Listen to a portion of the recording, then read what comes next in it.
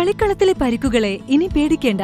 എല്ലാവിധ സ്പോർട്സ് ഇഞ്ചുറികൾക്കുമുള്ള സമഗ്ര പരിഹാരം ഇവിടെയുണ്ട്. ABC orthopaedic hospital, near Kairali theatre, Calicut road, Manjeri. CPM അഖിലേന്ത്യാ ജനറൽ സെക്രട്ടറി സീതാറാം യെച്ചൂരിയുടെ വിയോഗ വാർത്ത അറിഞ്ഞപ്പോൾ മുൻമന്ത്രിയും മുതിർന്ന CPM നേതാവുമായ TK ഹംസയുടെ ഓർമ്മകളിൽ നിറഞ്ഞത് യെച്ചൂരിയുടെ പ്രസംഗം പരിഭാഷപ്പെടുത്തിയ പാർട്ടി വേദികളാണ്. 3 പതിറ്റാണ്ടുകൾക്ക് മുൻപ് തെരഞ്ഞെടുപ്പ് വേദികളിൽ യെച്ചൂരി പ്രസംഗിച്ചത് എന്നും ഹംസാക്കയുടെ ഹൃദയത്തിൽ പതിഞ്ഞു കിടക്കുന്നുണ്ട്. ബേപ്പൂർ മത്സരിക്കുമ്പോഴാണ് അദ്ദേഹവുമായി കൂടുതൽ ഇടപഴകാൻ ഹംസാക്കയ്ക്ക് അവസരം ലഭിച്ചത്. തെരഞ്ഞെടുപ്പ് പ്രചാരണത്തിന് CPM പോളിറ്റ് ബ്യൂറോ അംഗമായ യെച്ചൂരി വരണമെന്ന് ഹംസാക്കയ്ക്ക് താല്പര്യമുണ്ടായിരുന്നു. അദ്ദേഹത്തിന്റെ വോട്ടഭ്യർത്ഥന ജനങ്ങൾ ഏറ്റെടുക്കുമെന്ന വിശ്വാസമായിരുന്നു അതിനു പിന്നിൽ. പാർട്ടി അതിന് അവസരമൊരുക്കി. ബേപ്പൂർ, ഫറോക്ക്, ചുങ്കം തുടങ്ങി ഒട്ടേറെ വേദികളിൽ പ്രസംഗിക്കാൻ യെച്ചൂരി എത്തിയതായി ഹംസാക്ക ഓർക്കുന്നു.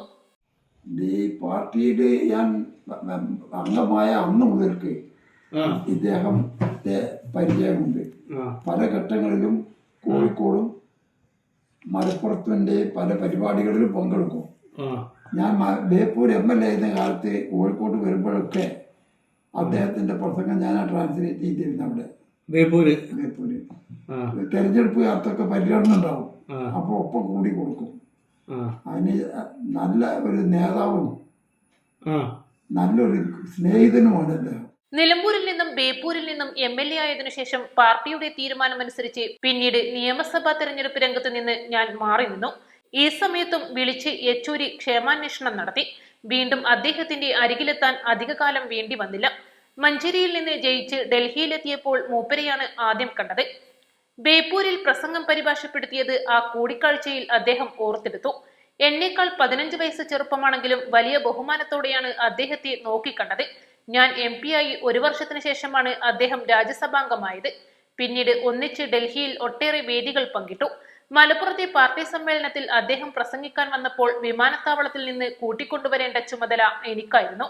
ഞാൻ നേരെ എന്റെ വീട്ടിലേക്ക് കൊണ്ടുവന്നു. വീട്ടിൽ തയ്യാറാക്കിയ നാടൻ ഭക്ഷണം കഴിച്ച് വിശ്രമിച്ചതിനു ശേഷമാണ് പൊതുയോഗത്തിന് പോയത്. വീട്ടിൽ ഒരിക്കൽ വന്നപ്പോൾ പരിപാടിക്ക് ക്ഷണിച്ചതായിരുന്നു. അദ്ദേഹം വിമാനം ഇറങ്ങിയിട്ട് കൊണ്ടുവരാൻ വേണ്ടി വിജയരാഘവൻ എന്നെ വിളിച്ച് പറഞ്ഞത്. ഞാൻ പോയി വിമാനത്താവളത്തിൽ സ്വീകരിച്ച് ഇവിടെ കൊണ്ടുവന്നു. അപ്പം ഞാൻ ഭക്ഷണം ഇവിടെ ഉണ്ടാക്കാൻ പറഞ്ഞു. നമ്മളുടെ ഭക്ഷണമൊക്കെ അവർക്ക് ഇഷ്ടമാണ്. ഒരു തെലുങ്ക് ആന്ധ്രക്കാരനാണല്ലോ. അങ്ങനെ ഇരുന്ന് ഭക്ഷണം കഴിച്ച് വൈകുന്നേരം മീറ്റിങ്ങിന് പോയി കയറ്റി വിട്ടു. പിന്നെ അങ്ങനെ വീടുമായിട്ടുള്ളൊരു ബന്ധം അതാണ്. മറ്റത് പാർട്ടി സ്റ്റേജുകളിൽ പലതരത്തിലും ഈ അദ്ദേഹം ഇംഗ്ലീഷിൽ പ്രസംഗിക്കുമ്പോൾ ട്രാൻസ്ലേറ്റ് ചെയ്ത് കൊടുക്കും. പല ബന്ധമുണ്ട്. മഞ്ചേരി.